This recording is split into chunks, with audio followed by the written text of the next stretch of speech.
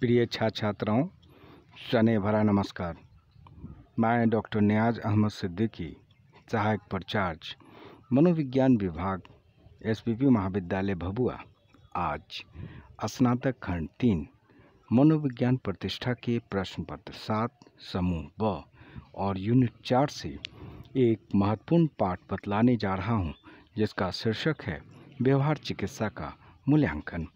आशा करते हैं आज का ये पाठ आप सभी छात्र छात्राओं के लिए लाभदायक और उपयोगी सिद्ध होगा।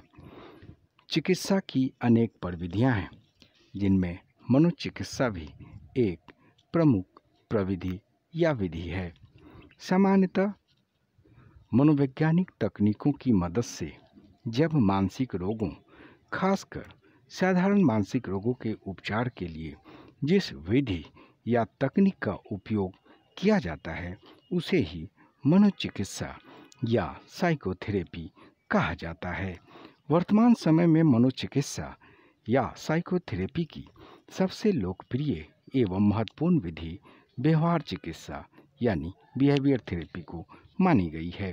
मनोचिकित्सा की प्रविधि के रूप में व्यवहार चिकित्सा को व्यवहार परिमार्जन, बिहेवियर मॉडिफिकेशन भी कहा जाता है। सामान्यतः मनोचिकित्सा की प्रविधि के रूप में व्यवहार चिकित्सा की शुरुआत 1950 वाली दशाब्दी में हुई। इस चिकित्सा विधि का आधार सीखने या अधिगम अर्थात लर्निंग के क्षेत्र में प्रतिपादित नियम एवं सिद्धांत हैं। व्यवहार चिकित्सा की प्रविधियां अनुबंधन के क्षेत्र में विशेषकर स्किनर, पैवलव तथा संज्ञानात्मक सीखने के क्षेत्र में विशेषकर बैंडुरा द्वारा प्रतिपादित नियमों एवं सिद्धांतों पर आधारित है।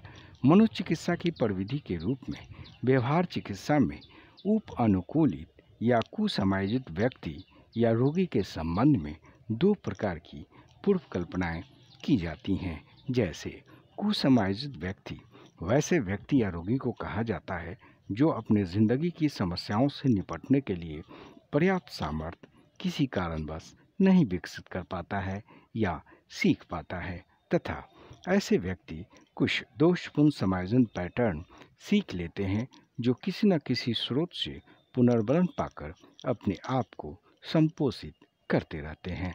अतः व्यवहार चिकित्सा के संबंध में यह कहा जा सकता है कि मनोचिकित्सा की इस विधि या प्रविधि में व्यक्ति के कुसमायोजित व्यवहार को परिवर्तित कर उसकी जगह अनुकूलित व्यवहार सिखलाने का प्रयास किया जाता है।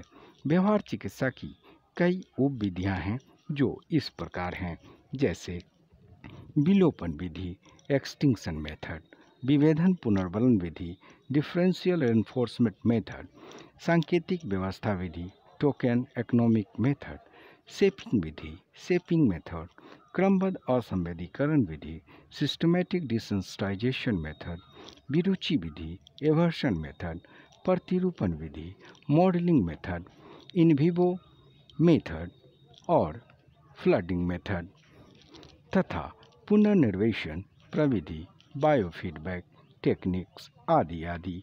व्यवहार चिकित्सा की इन प्रविधियों का उपयोग अलग अलग रोगों, उनके लक्षणों तथा रोगियों पर किया जाता है। व्यवहार चिकित्सा का मूल्यांकन इसके गुणों एवं दोषों पर आसानी से किया जा सकता है। व्यवहार चिकित्सा के प्रमुख गुण, लाभ या उपयोगिता को इस रूप में स्पष्ट किया जा सकता है। जैसे व्यवहार चिकित्सा विधि एक संक्षिप्त एवं यथार्थ विधि है।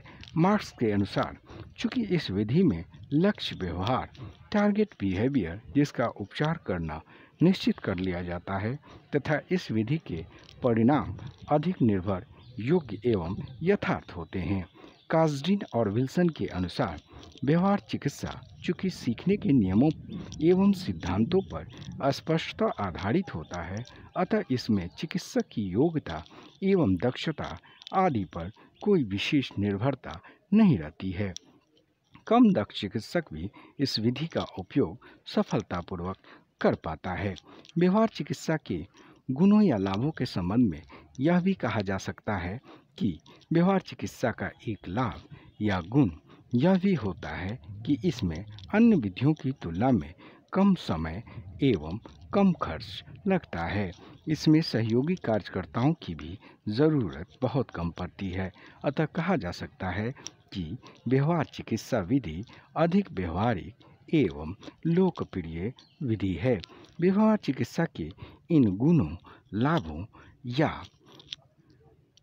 विशेषताओं के बावजूद इस चिकित्सा विधि की कुछ दोष, अवगुण या परिसीमाएं भी बतलाई गई हैं, जो इस प्रकार हैं। व्यवहार चिकित्सा विधि सभी तरह की मानसिक विकृतियों के उपचार के लिए एक उपयोगी विधि नहीं है। जैसे मनोविकलता, आत्मविमोही बच्चों तथा विषादी रोगी के उपचार में यह विधि उपयोगी नहीं है।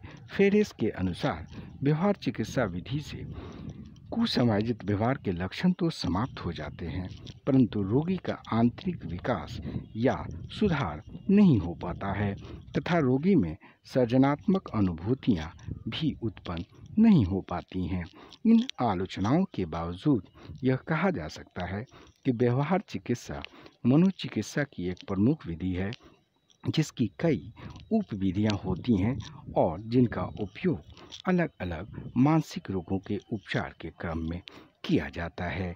व्यवहार चिकित्सा मनोचिकित्सा की एक उपयोगी विधि है, जिसका उपयोग सामान्यतः साधारण मानसिक रोगों के उपचार में अधिक से अधिक मनोचिकित्सकों द्वारा किया जाता है।